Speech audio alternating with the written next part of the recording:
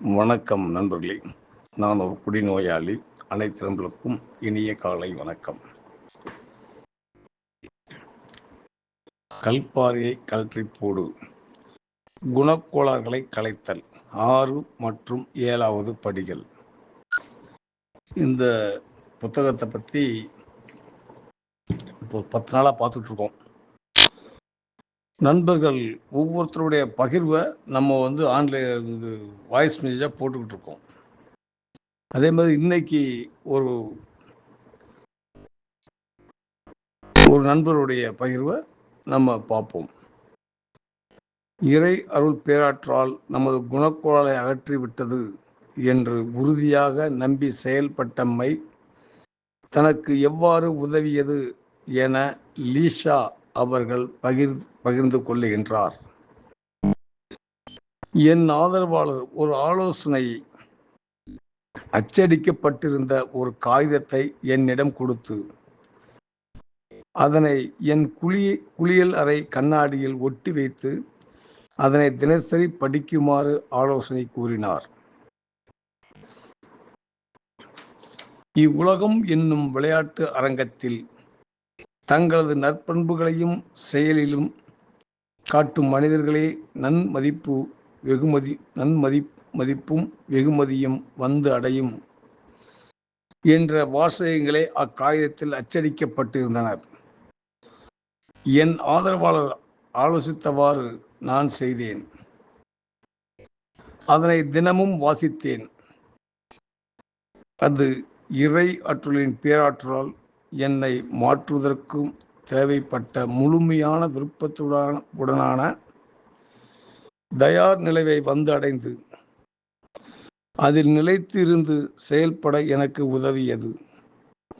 என் நற்பண்புகளின் தரம் எனக்கு என சக மனிதர்களுக்கும் என் செயல்களின் மூலம் மட்டுமே வெளிப்படுத்தி காட்டப்படுகிறது என்பதை தெளிவாக அறிய வருகின்றேன். இறையருள் பேராற்றலால் என் குணக்கோளாறுகளை அகற்றிவிட்டது என்று உறுதியான நம்பிக்கையுடன் செயல்படுவது ஒன்று மட்டுமே என் இலக்கை நோக்கி நான் முன்னேறுவதற்கான ஒரே வழி என்று இன்று நான் தெளிவாக அறிகின்றேன். இந்த வாசகத்தில் கவனிக்கப்பட வேண்டிய முக்கியமான வார்த்தை செயல்படுதல், ஆக்ஷன். செயல்பட்ட பின்னரே பட்டறிவு வருகிறது. செயல்படும் முன்னர் எவருமே பட்டறிவை பெறுவதே இல்லை என்ற உண்மையை இன்று நான் என் அனுபவத்தின் மூலம் கண்டு உணர்கின்றேன். என் ஆரம்ப நாட்களில் செயல்படுவது போல் நடித்து கொண்டிருந்தேன். பின்னர் நடிப்பு உண்மையாக செயல்படும் செயலாக மாற்றமடைந்து என் செயல்கள் நல் விளைவுகளை என் வாழ்க்கையில் உருவாக்கியது. ஆரம்பத்தில் என் சக மனிதர்கள் கூறிய ஆலோசனைகளையும் தோல்மை பரிந்துரைக்கும் 12 படிகள் அடங்கிய மீட்படையும் செயல் திட்டத்தையும் என் ஆதரவாளரின் அறிவுரைகளையும் நம்பினேன். அந்த நம்பிக்கையுடன் செயல்பட்டால் முன்னேற்றம் நிகழும் என்னும் உறுதியாக நம்பிக்கொண்டிருந்தேன். காலத்தின் ஓட்டத்தில் நான் நம்பிக்கொண்டிருந்த ஒவ்வொரு செயலையும் நான் முழுமையான விருப்பத்துடன் செய்ய ஆரம்பித்து இருந்தது. என்னை ஆச்சரியத்தில் ஆழ்த்தியது. என்னுடைய மீட்பின் பாதையை பற்றி சிந்திக்க நான் சக்தியற்றவனாக இருந்தேன். என் மனித மனம் அவ்வாறு சிந்திக்க மிக பெரிய தடையாக அமைந்திருந்தது. என் சிந்தனையின் போக்கை நான் வேறு ஒன்றின் பால் திருப்ப வேண்டியிருந்தது. அவசியத்தை அறிய வந்தேன். சிந்திப்பதும் மற்றும் செயல்படுவதும் ஆகிய இரண்டுக்கும் இடையில் உள்ள வேறுபாட்டை இன்று நான் துல்லியமாக அறிந்து கொள்கின்றேன். நம்பிக்கை என்பது ஒன்று நிகழ்ந்து விட்டதாக நினைத்து கொண்டு செயல்படுவதின் முக்கியமான அம்சம் என்பது புரிகிறது. என்னுடைய ஆழமான அச்சங்கள் கடந்துதான் நம்பிக்கையை நான் வந்து அடைந்தேன். நான் எதிர்நோக்கியது நிகழ்ந்து விட்டதாக கருதி கொண்டு செயல்பட்டமையே என் அச்சங்கள் அனைத்தையும் ஆழமான நம்பிக்கையாக மாற்றியது. முழுமையான விருப்பத்துடன் தயார் நிலையில் நிலைத்திருந்து என்னை செயல்படவும் வைத்தது.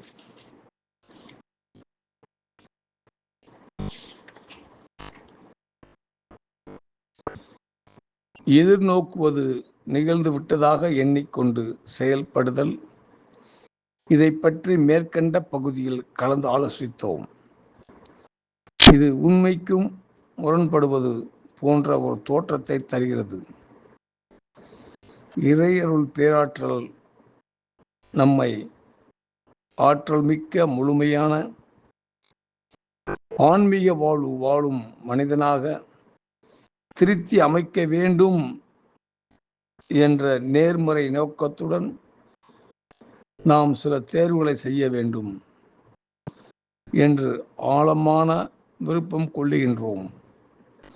அந்த நோக்கம் உண்மையானது என்பதை நாம் அறிகின்றோம். நாம் உணர்வு வேறாக இருப்பினும் நோக்கம் உண்மையானதானே. ஆயினும் நடிப்பதிலும் நம் கை தேர்ந்தவர்கள் என்பதை எப்பொழுதும் மறக்காமல் நினைவில் கொண்டிருக்க வேண்டும். மற்றவர்களைப் போல் நடிப்பதை நாம் முழுமையாக தவிர்க்க வேண்டும். நடித்து வாழ்வதற்கான பாதை மட்டுமே நமக்கு காட்டப்படுகிறது என்று நமது செயல் அடிமைத்தனம் நம்மை கருத வைக்கும். ஏனெனில் நாம் நமது உணர்வுகளை நம்முள் தேக்கியும் அழுத்தியும் வைத்து நடித்து வாழ்ந்து கொண்டிருந்தோம். நாம் உணர்வுகள் வெளி உலகம் காணக்கூடாது என்பதில் உறுதியாக இருந்து திரைமறைவில் மட்டுமே தீய செயல்களை செய்து கொண்டிருந்தோம். வெளி உலகத்திற்கு நாம் நற்செயலை செய்யும் நடிப்பை மட்டுமே காட்டிக் கொண்டிருந்தோம். நமக்கு நாமேவும் கூட நம் உண்மையான உணர்வுகளை தெரியாதவாறு நடித்து செயல்படுவதில் நாம் கில்லாடிகளாக இருந்தோம்.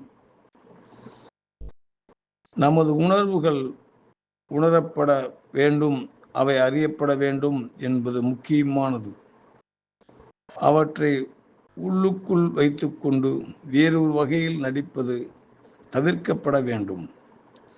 உண்மையான விருப்பத்துடன் முழுமையான தயார் நிலை வந்தடையும் பாதையில் முன்னேறுவது போல் நடிப்பது மிகவும் எளிமையானது.